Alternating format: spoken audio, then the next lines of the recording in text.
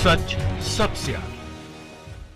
नमस्कार, मैं हूं Iqbal Parvez. The live TV में आपका स्वागत है। साथियों, रिंकिया के पापा को आप जानते ही होंगे। जी हां, रिंकिया के पापा यानी मनोज तिवारी बुरी तरह से फंस गए हैं। उन्होंने राहुल गांधी को चीन का एजेंट कह दिया। अब नतीजा ये था कि उनके खिलाफ बनारस में कंप्लेंट दर्ज हो गई है। जी हां, हम सब जानते हैं कि भारतीय जनता पार्टी का जो झूठा राष्ट्रवाद है वो किस तरह से छलक छलक कर बाहर आता है और ख़ुद किस तरह के वो देशद्रोही काम करते हैं। मगर उनका जो झूठा राष्ट्रवाद की जो टिप्पणियां हैं वो दूसरों को इस तरह से बदनाम करती हैं जैसे मानो इस देश में भारतीय जनता पार्टी और संघियों के अलावा यानी आरएसएस के लोगों के अलावा इस देश में कोई राष्ट्रभक्त है ही नहीं, कोई देशभक्त है ही नहीं। बस ये सिर्फ दो ही संस्था हैं, दो ही संगठन हैं जिनके लोग देशभक्त हैं, बाकी सब देशद्रोही हैं।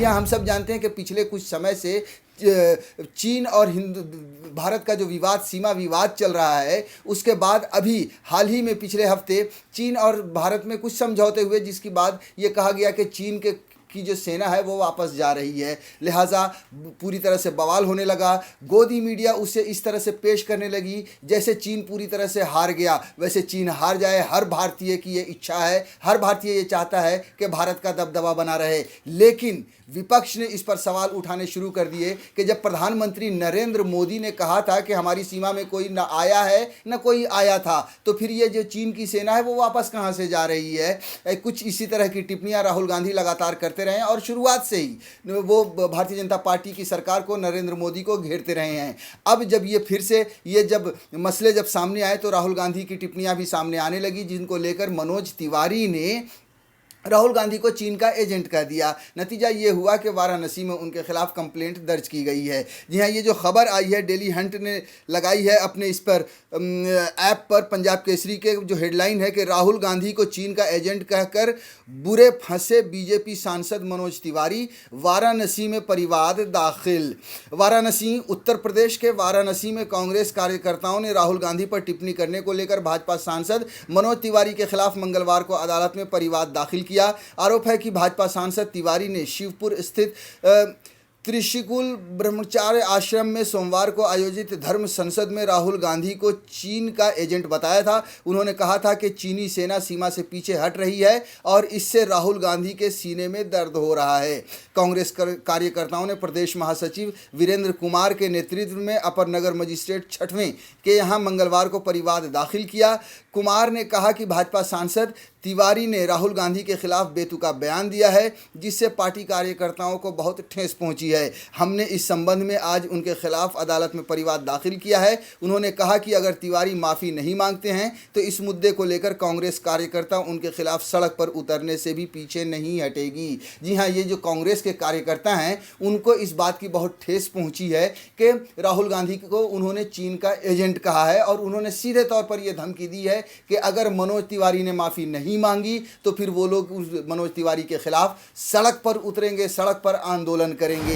साथियों, जैसा कि मैंने पहले भी कहा थोड़ी देर पहले और अब भी ये बात कह रहा हूं कि ऐसा पहली बार नहीं हुआ है जब भारतीय जनता पार्टी हो या आरएसएस के लोग हों, उन्होंने कांग्रेसियों को या दूसरे जो भी विपक्ष के लोग हैं उनको चीनी एजेंट कहा हो या देश विरोधी कहा हो या देश का गद्दार कहा हो। इनकी ये पुरानी फितरत है, इनकी ये पुरानी आदत है। ये अपनी टीम के ज़रिए, ये अपनी सोशल डिजिटल प्लेटफॉर्म के ज़रिए, सोशल मीडिया के ज़रिए लोगों में ये भ्रम पैदा कर रहे हैं और भ्रम पैदा करते हैं कि किस तरह से भारतीय जनता पार्टी और आरएसएस के लोग ही देश के हित में सोचते हैं, देश के हित में करते हैं। जबकि अगर आप देखें और बार बार भारतीय जनता पार्टी, कोई भी विपक्ष के लोग अगर इस तरह का सवाल उठाते हैं, चीन और भारत की विवाद पर कुछ बोलते हैं तो उन्हें देशद्रोही कह दिया जाता है, उन्हें चीन का एजेंट कह दिया जाता है और ये कहा जाता है कि राहुल गांधी हों या विपक्षी नेता हों, उनके सीने में दर्द हो रहा है। आप थोड़ा सा फ्लैशबैक में जाइए, आप थोड़ा सा पुराने गूगल में सर्च कीजिए, थोड़ा सा पुराने यूट्यूब में भारतीय जनता पार्टी के नेताओं के बयान को देखिए, बयान को सुनिए।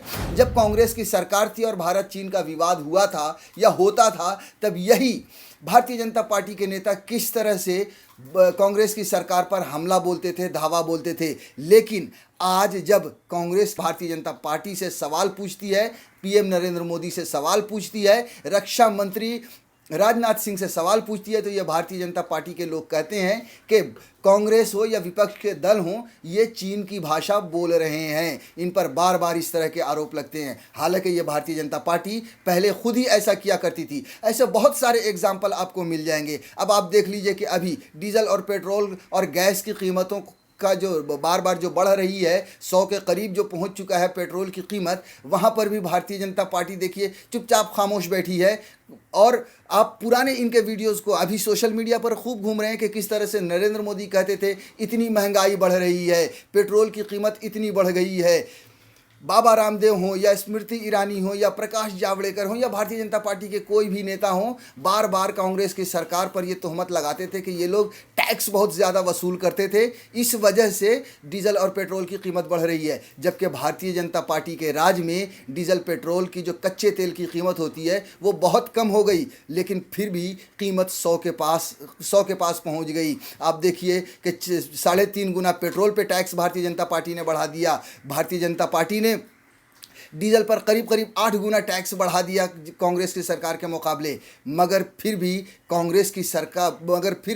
भारतीय जनता पार्टी अब खामोश है, जो पहले कांग्रेसियों पर आरोप लगाती थी महंगाई बढ़ाने के लिए। ठीक उसी तरह से जब भी इस तरह का कोई भी विवाद होता है, चीन भारत का ही विवाद आप देख लीजिए कि किस तरह से चीन और भारत के विवाद पर जब भी विपक्ष ने सवाल पूछा, जब भी कांग्रेस ने सवाल पूछा, भारतीय जनता पार्टी ने बार बार ये कहा कि ये चीन की भाषा बोलते हैं, इनके सीने में दर्द होता है। और जितना बार बार भारतीय जनता पार्टी के लोग ये कांग्रेस के नेताओं को या फिर विपक्ष के नेताओं को चीन का एजेंट कहते रहे हैं, अब विपक्ष के नेताओं का या कार्यकर्ताओं का गुस्सा बढ़ता जा रहा है। ये गुस्से का ही नतीजा है कि कांग्रेस के कार्यकर्ता अब उठ खड़े हुए हैं और उन्होंने मनोज तिवारी के खिलाफ कंप्लेंट दर्ज करा दी है और उन्हें चुनौती दे दी है कि तुम्हें माफ़ी मांगनी पड़ेगी। अगर तुमने माफ़ी नहीं मांगी तो हम सड़क पर उतरकर आंदोलन करेंगे।